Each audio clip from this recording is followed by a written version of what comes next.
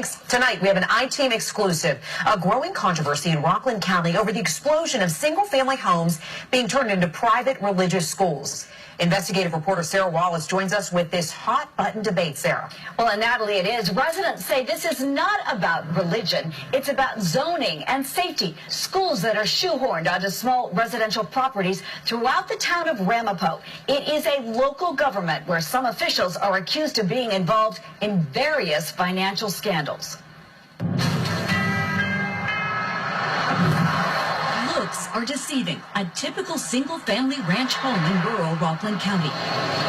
Then you see and hear the school buses and the dozens and dozens of children in the backyard.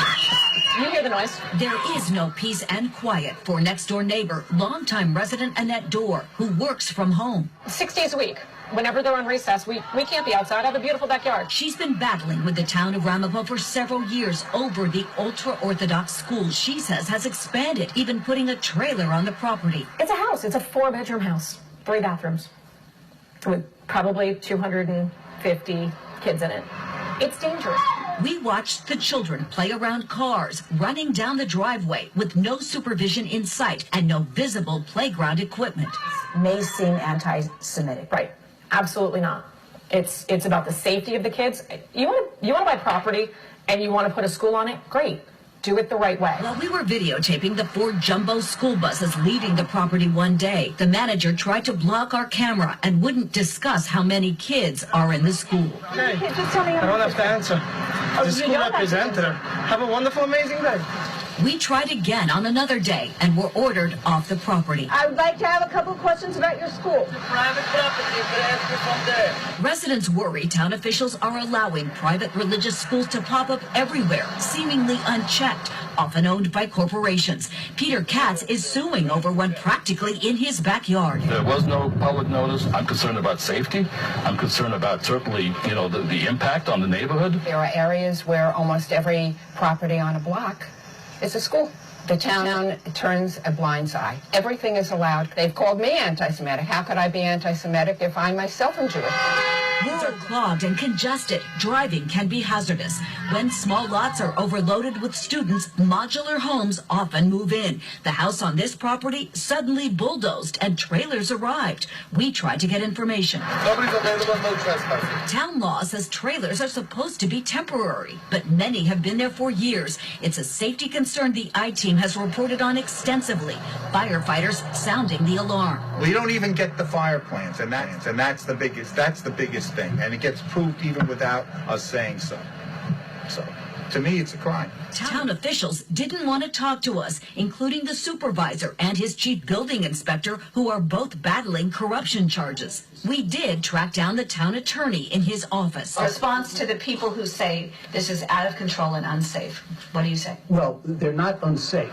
As far as the town of Ramapo is concerned, we will not issue a certificate of occupancy permitting a property to be used as a school unless it meets all the fire and building codes. Assemblyman Ken Zabrowski says town officials are ignoring the law and wants the state to take over the local building department. It is a willful, systematic ignoring of the law by those that are in charge. And when you have that, the state needs to step in. Annette Dorr, who grew up here, is getting out. There's just a blatant disregard for safety, disregard for the law, and, they've been enabled for years, and it has to end. Dorr's home is on the market, but it's a tough sell. Ramapo's tax base is disappearing because so many religious and educational institutions are tax exempt, and residents are footing the bill for private school busing. The overwhelming majority of kids in the district are now in private schools. Chuck? The report blames officials at the state level and those in many municipalities for dropping the ball on code enforcement. But the criticism is especially scathing about the town of Ramapo.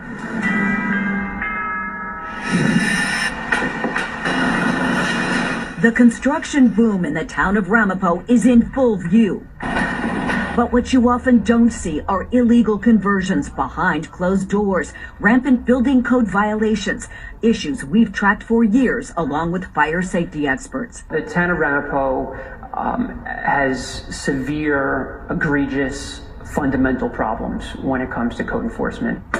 This report will be issued tomorrow by Senator James Skoufis, whose investigative team spent months earlier this year examining illegal housing in Ramapo, Mount Vernon, Newburgh, and Albany. A public hearing was held in May. My hope is that this report really shines a light on just how important this issue is, and quite frankly, gives a kick in the ass to the state and local officials to do a better job. In Ramapo, the legacy of misconduct in the buildings department is so pervasive, the Department of State installed an oversight monitor there in 2016.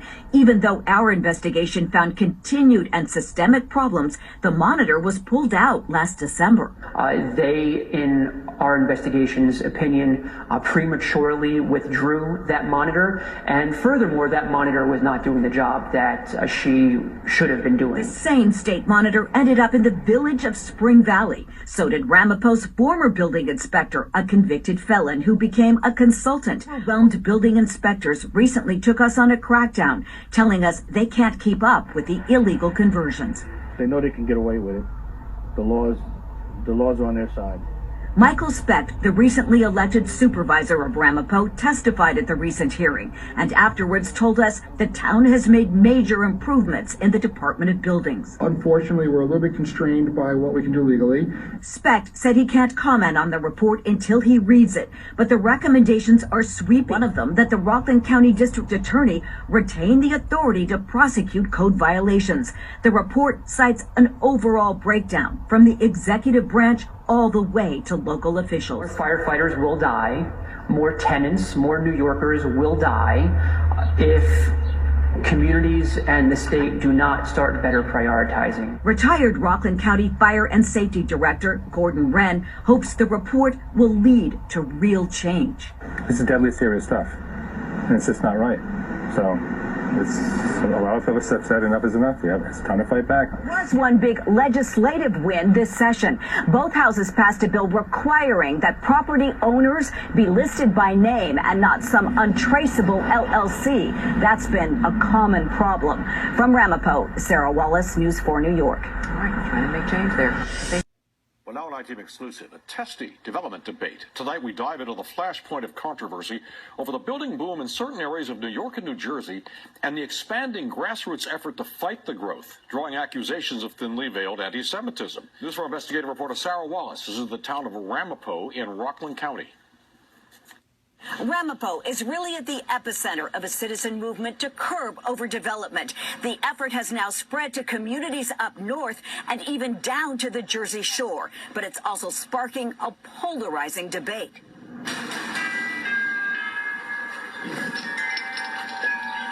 It's hard to believe this Shangri-La is in the suburbs just north of New York City. This house is built to the contour of the land. Every inch of landscape designer Roger Worley's 5-acre property in Airmont, Rockland County, a testament to tranquility. The door came from India, from a temple in India. But he worries his paradise is about to become paradise lost. It's not against the religion. It's against the way these people are what they're doing to the neighborhood. 3 neighboring properties have been bought for a proposed ultra-Orthodox school. The access would come off this rural country road with no shoulder. Across the street, a proposed community mikveh, a ritual bath. They're talking about putting 61 parking spaces at the mikveh, 6 pools, 45 changing rooms. Heather Federico is the head of Coupon in Mahwah, New Jersey, which borders Airmont. Coupon is an acronym for Citizens United to Protect Our Neighborhoods. This whole neighborhood would change completely. She has spent months filing Freedom of Information requests to get plans and permits for properties along Hillside Avenue, often running into roadblocks from the town of Ramapo. It's terrible. They don't tell you anything. They try to either drown you in paperwork or give you that paperwork that makes absolutely no sense. We found the same obstacles. Senator James Skoufis issued a report earlier this month that's highly critical of Ramapo's building permit process. The town of Ramapo's problems are particularly egregious. This is where it starts. The buildings would be torn down. Gordon Wren and Michael Miller are the founders of Coupon Inc. The organization is currently suing to stop a multi-unit condominium project on this 1-acre site. Allowing the extremely dense housing to spread into right now, basically a one-family residential area is just wrong. Coupon now has 12 affiliates in Rockland and Orange County. Coupon representatives recently met with residents in Ocean County, New Jersey, who are interested in forming a group there. So you have to find out what your town ordinance is. They say what's happened in Lakewood Township is a prime example of the problem. It's almost like lawlessness. You know, the law only applies to certain people and doesn't apply to others. Just bringing traffic, quality of life is just becoming unbearable. There's always going to be an excuse for hate, for people who want to hate. Today it's overdevelopment. Michael Cohen is the East Coast director of the Simon Wiesenthal Center. A lot of places where development is happening and where populations are changing. But the target communities that they're using are only the Jewish communities right now. Cohen believes Coupon isn't doing enough to separate its cause from haters who post vicious anti-Semitic rhetoric on social media. So you believe that they're encouraging hate? Well, they're certainly not discouraging it. If they come forth with anti-Semitism or anti-any race, religion, or creed, they will be excluded from a coupon. Hilda Kogut is the chair of the Chestnut Ridge Coupon. I'm Jewish and I'm not an anti-Semite. I'm not. It's not about anti-Semitism. It's about what's right. It's about following the laws. Roger Worley points out he, too, is Jewish. It's not a question that I have any objection to a Hasidic family next to me. It's if they kept it looking the same way and respected all the zoning laws and everything, that would be fine. But they don't. Worley and others will be closely watching a Ramapo zoning board vote on the Bluefield extension here. Many see it as a literal and symbolic tipping point in this increasingly acrimonious conflict over high-density housing. From Ramapo, Sarah Wallace, News 4 New York. And good morning, Rockland County. We have Gordon Wren in the studio live. It's cold morning. I see the picker plant, known as Bowline, is powered today. Yes, it is. You see all that big smoke? Yes, beautiful steam, yeah. Yep, steam, not smoke. Hi, good morning. It's Gracie, guys. Listen, I'll make it fast. This is my bottom line. As far as the situation is concerned, what was it? The majority through this wrenching in the works? Is that bottom line? Say that again. The legislature majority throw the wrench. No. Here's what it is. No, I think it was both sides are involved in this. Both sides. In other words, no. Let me define, because it's the majority and that's not. This is the point, and I think, Gracie, I don't want to put words, so I want to make sure I'm understanding.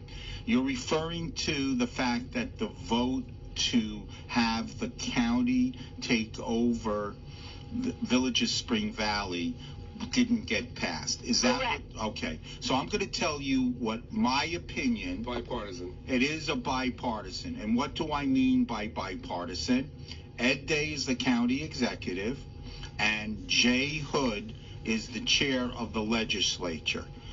The chair of the legislature directed his colleagues for the following. We're postponing the vote because he had a conversation or an email or a letter. What we do know for a fact, he deliberately misled his colleagues with the statement of having either a conversation, letter, or an email from the Secretary of State.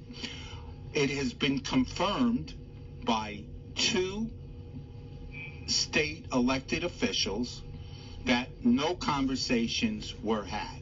It was a deliberate lie of not identified sources.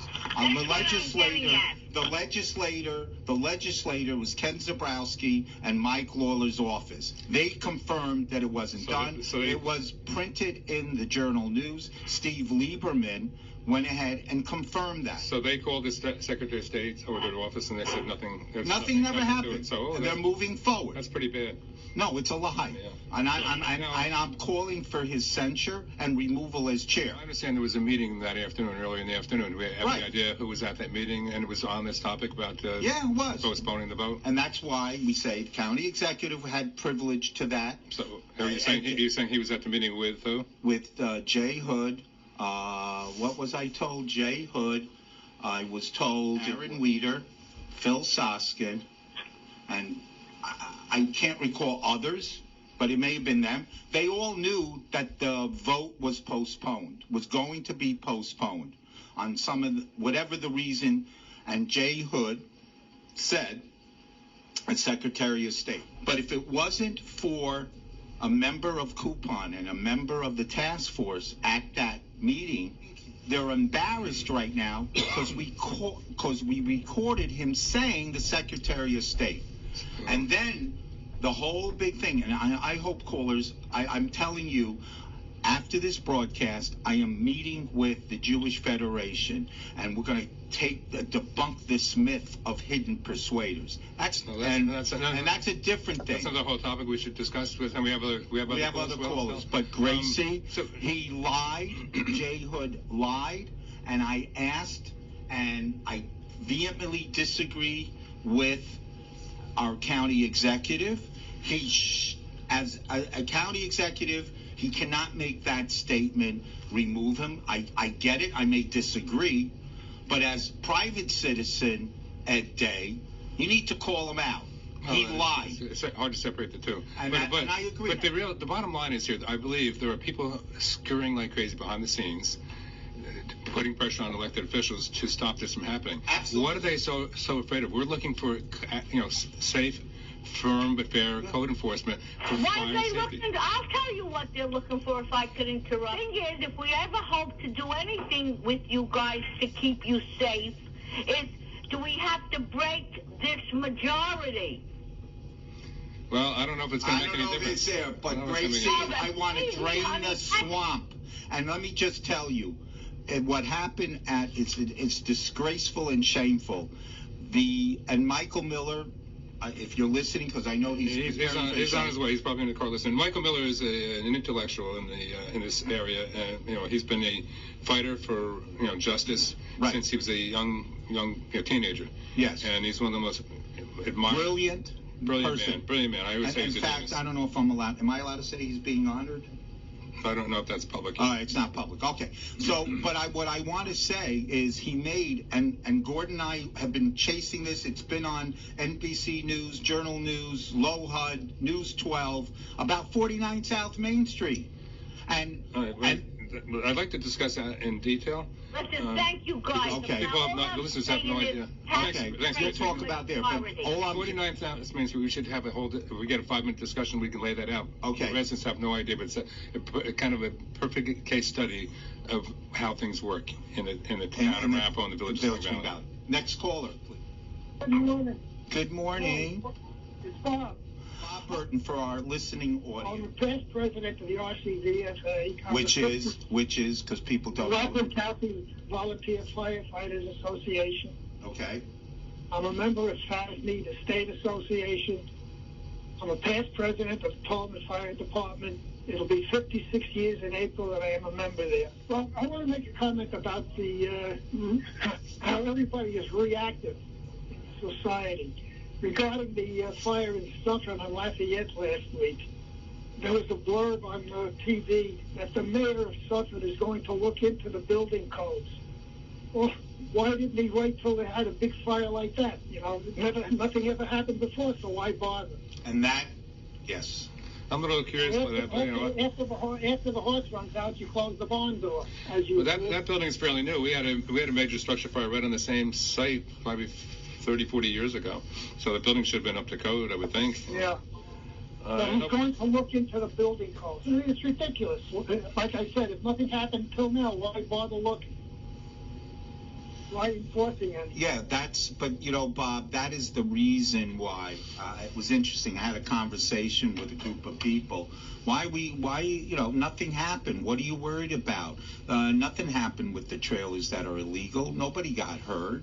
Nobody is there, and we're trying to prevent it. So when something happens, we're trying to be proactive rather than reactive. But that's what the codes are all about. Every time there's a fatality, even down in the Bronx with the 17 people that passed away, what do you hear all of our elected officials saying? How can we keep this from happening again?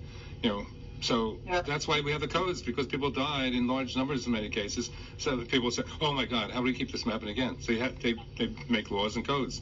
But in Rockland County and other areas, there are people who don't believe in those codes because nothing happened. Nothing happened. Yeah. So what I am looking, so this is really what Bob is referring, and see if you can agree with me on this. I believe chairman of the legislature, as well as the mayors and the village and everybody else around here, are guilty of obstructing governmental administration when he or she intentionally obstructs, impairs, or perverts the administration of law or other governmental function, or prevents or attempts to prevent a public servant from performing an official function by means of intimidation, physical force, or interference. Now, those are laws on the books. I believe all and the above apply to officials in the village of Spring Valley. Well, this is on a very large scale. Yeah, the town of Ramapo. That law is usually used to go after one or two people who were using influence or paying people off. Oh, no, that's what we, and then again, that's the term I use with hidden persuaders, that certain people in the Jewish community, which I happen to be a member of, some may say I shouldn't be, but that's what I call them, in the politician, in the marketing of that book. But people were just only paying attention when legislator Santulli only used the word, which I gave her permission. A member of my congregation, by the way. So, that being said... Who's a member of your congregation? Lori Santulli. She is? Yes, she is. Oh, Hey. Okay. Hey, guys. Excuse me, Bob? Yeah? We're going to adjourn this conversation. We have callers? No. I'm just saying, the famous word in certain courts is we adjourn. It's a joke. Right, Bob? It's a sad joke. I spoke to one of the inspectors who was honest in Ramapo and tried to write up Mighty Supermarket. They would joke in court, and it was adjourned and then never put back on the court calendar. Wonder repeatedly, over and over and over. So that was the pattern. So if you want to see a little peek behind the curtain in Ramapo, that's how, Bob, you know it better than anyone because you went there. You spent hundreds of hours in Ramapo's court. But did you know that that was one of the things they would do? They would put it on the court calendar. Almost everyone asks for an adjournment to get an attorney to come back or whatever. Oh, we documented that. Didn't we find certain properties that never came back? That's what we're talking about. So, yeah, even when the inspectors try to do the right thing, bring them into court, they get an adjournment, and then somehow it just never gets back on the court calendar. Well, don't forget, isn't that what happened in Sportorama, the indoor? Well, someone must be texting us both. Someone texted us about Sportorama, which is, I mean, we could have a whole show on it. Every one of these 49 South Main Street, the Sportorama situation from last summer. Who's pulling the strings behind the judiciary? Are you saying the hidden persuaders? I'm not saying a word. Oh, okay. You mean certain special interest groups that may vote for a judge? You're not saying that. No, not at all. Okay. And listen, even if you have a good judge, if you have a village or town attorney who's not being aggressive as a prosecutor, the judge sometimes can be hard-pressed to levy heavy penalties if the village or town attorney is saying that we recommend a well, they should go to town. Compromise. Listen. Go to the town of Clarkstown. I'll go to the town of Haverstraw where that judge, where the village attorney recommended a $10,000 fine. I'm not sure. And the judge said, no, you've been here before, you're a slum landlord, $20,000. The only fines levied in Ramapo are the ones that are cost of doing business. So they write it off and it's a big deal, $1,000, $15,000. Doesn't mean anything. Well, because the town supervisor and his deputies say that they're looking for compliance. Right. They're not looking to penalize people. They're looking for compliance. So there's no deterrent. So if you break the law and you get caught, you just have to do what you would have had to do anyway. Right. And then going to the planning board with a site plan approval costs a lot of money. So like on Forest State Road, that would cost several $100,000. Did you ever go by there yet? No. Okay. Anyway. The Ramapo supervisor at one time was the lead attorney for the ZBA in Ramapo, and in all the meetings I've attended there, I don't think he ever disagreed with the variance. No, he did not. And I don't see the inspectors there fighting either. No, they're not allowed. No. It's not because they don't want to be there. Yeah. They're told not to even when they did go. But I used to be one of those inspectors, and I would meet with the fire department. Right. And they'd tell me what the recommendations are. They're not required. They're not required to show it to the fire department. It's a courtesy. That's what the chief fire inspector told our fire folks. That it's a courtesy. You don't have to share this with you. No. So, but in any case, so we would meet with the fire department, get their recommendations, and then we would go to the planning board and CBA meetings, and we would fight on behalf of the fire department. And when they ignored it, occasionally we'd have to bring the troops in. You bring in, fill the room up with firefighters. So, but right now they're not doing that anymore. It's carte blanche. So anyway, it's like an open credit card. Listen, by the way, I don't know who these people are, but Mr. Zorger, if that's really truly your name, or Abe Tal, I appreciate the fact that you call me a capo during the Holocaust, and I do appreciate that. I am meeting with the JFF, and if I did anything would offend Abe Tal or Yehuda Zorga, they're not abiding. I disagree. You're not all a law-abiding citizens. If you're talking in the village of Airmont with 2 Hillside Avenue, putting in a mikveh on that same block and just doing what you want to do. Yehuda Zorga called in. I like to sit down and meet with them face to face. So no, they don't. They love to hide on Facebook. Yeah, so and use fake names and using different names. But if you're interested, let's sit down and talk. There are thousands in this county law-abiding, but those people will always throw the entire Jewish community. Yeah, because the entire Jewish community is not guilty of anything. Right. It's a few people. It's not just Jewish people that do this. There's lots of other people. Well, we call them out. Probably even more. Right. We call them out. Slum landlords. And fire doesn't know the difference between religion. No, it does not. Or skin color. So maybe Mr. Zorg would like to join the fire department. Yeah, because we have a guest that just walked in, and we're going to warm him up. He's a regular. I'm not even really a guest. Well, the point is, co-host. So I am going to see you guys. I'll talk to you afterwards. I'm on my way to my meeting. You referred to 49 South Main Street several times. Yeah, the reason I did that is because... Microphone. The reason I did it, because Michael Miller mentioned it at the night of the meeting. Yeah. And you spoke so passionately about the violations, a miracle happened.